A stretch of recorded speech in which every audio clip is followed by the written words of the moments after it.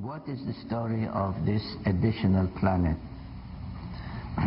There is a Sumerian text that is known best to us from its translations into Akkadian and other ancient languages, that some call the Epic of Creation, which is really the original text from which the Bible and then provided a very concise or abbreviated version about how the heaven and the earth were created.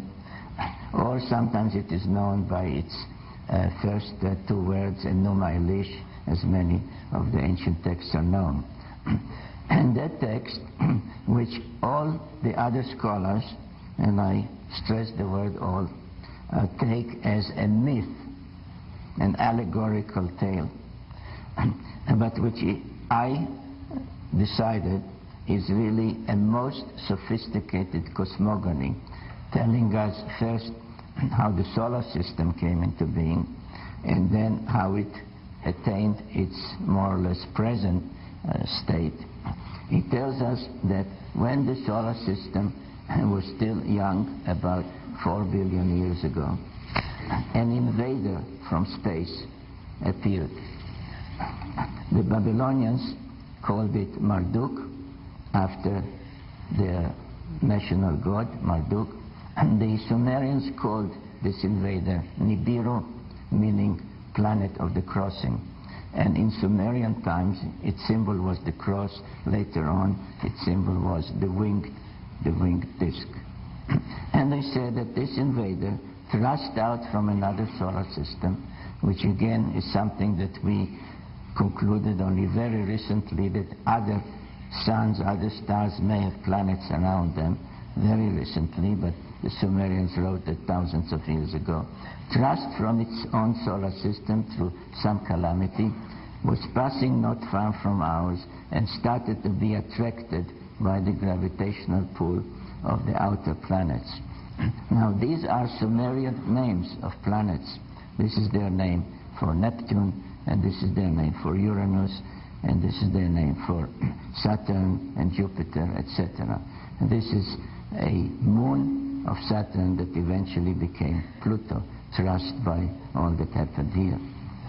And as it was drawn into the center of our solar system, it collided with its planet that had existed between Mars and Jupiter.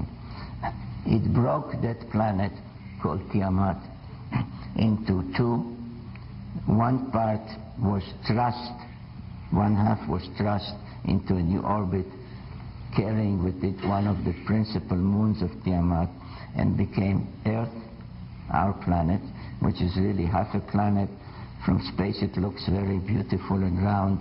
If you would siphon off all the water, you will see that it's really half a planet, even a little twisted.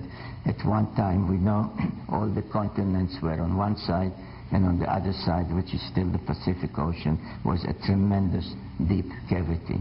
So we are living on half a planet. Our moon used to be a moon of Tiamat.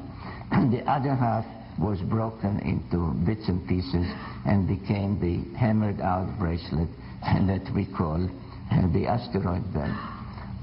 So all the mysteries that still baffle astronomers about why is Uranus on its side, what hit it to put it on its side, what brought about or created the asteroid belt, etc., without belaboring this particular point, is explained by that Sumerian cosmogony. Now, what happened to the invader? According to the Sumerians, it became a member, the 12th member of our solar system, not orbiting the sun in more or less circular orbits like the planets do, and in a counterclockwise direction, but orbiting in a vast elliptical orbit that lasts 3,600 years, 3,600 of our years, because to whoever is on that planet, one orbit is 1 year, which explains the immortality, etc., of the gods. So 3,600 orbit, very elliptical, coming between Mars and Jupiter, and thus near our planet, every 3,600 years, and it is then, according to the Sumerians, where comings and goings were taking place between that planet and our planet. I just mentioned briefly, perhaps here, this particular sketch was prepared in connection with an interview on camera that I had about 2.5 years ago with the chief astronomer of the United States Naval Observatory, which is part of the Department of Defense, which of course is the United States government.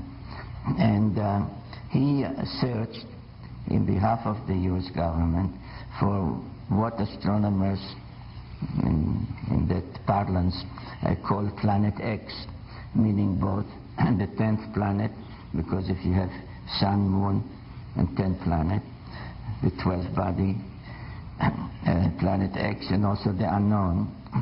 And he estimated, and he sent me his celestial maps, which are, by the way, in the book Genesis Revisited, that planet is about here now, on its way back to us.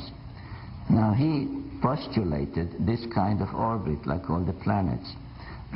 And he said that whenever he reached some point where he was at a loss of how to proceed, he would turn to the bookshelf behind his desk, which was filmed during the interview, and look at my evidence, my ancient evidence in the 12th planet.